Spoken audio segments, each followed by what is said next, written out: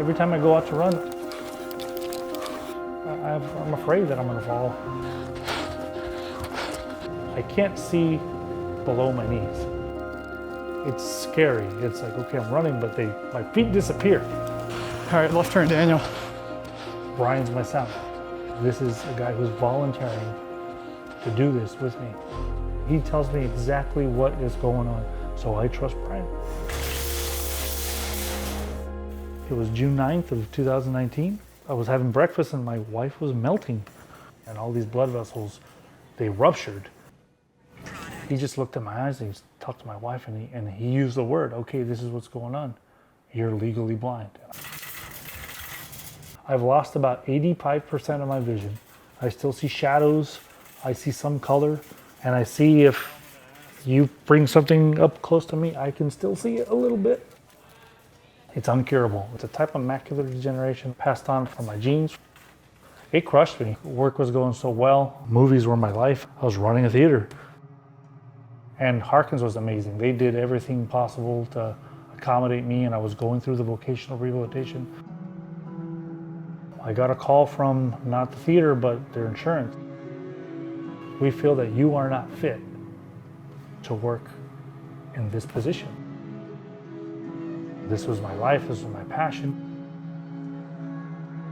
The minute they took that job away from me and I was alone, all those feelings came out.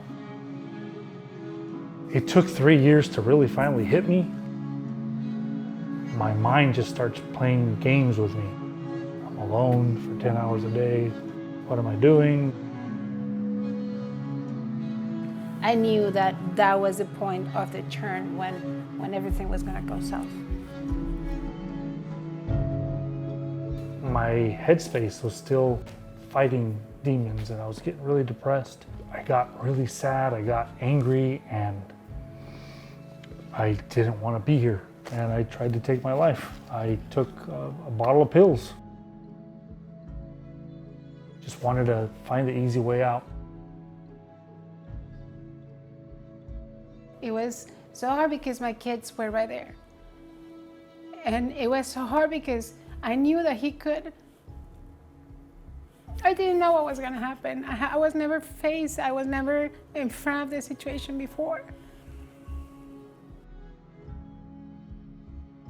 I was in the hospital. I was like, what did I do? It's like, why did I do this? I was like, this is not me. And I did tell him at that point that had to stop and that he needed to get help because it was not the first time I tried to. I had to be at that darkest so I can realize what I had.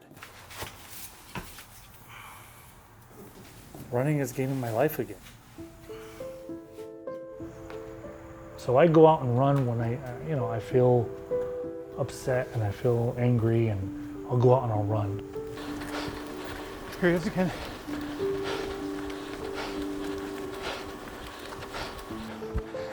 There's a car coming at us, Daniel.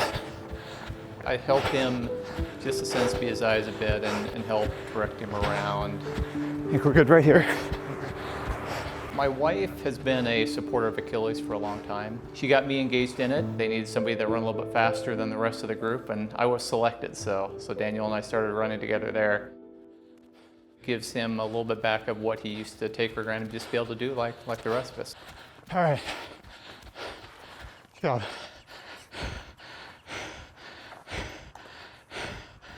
Hello? Hello, how are you? I'm doing well, thank you. I'm trying to start dinner and I wanted some help with turning on the oven, please. Keep going. Okay, stop. It wasn't until after I ran the 15K.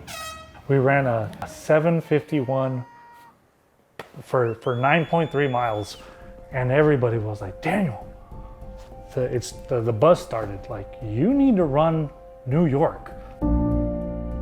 I don't know if I can run more than 10 miles.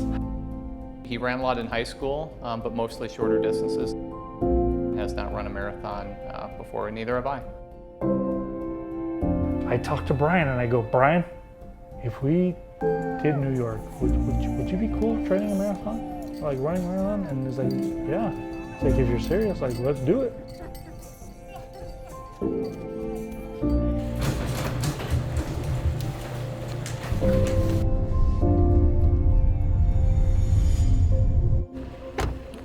know, he takes his time to pick me up every day, 6 days a week. Tether. All right. All right, this way. It's got a little bumpy coming up to the curb here. He doesn't see what's coming, and he's trusting me to make sure he's aware of it and keep him out of harm's way, that type of stuff.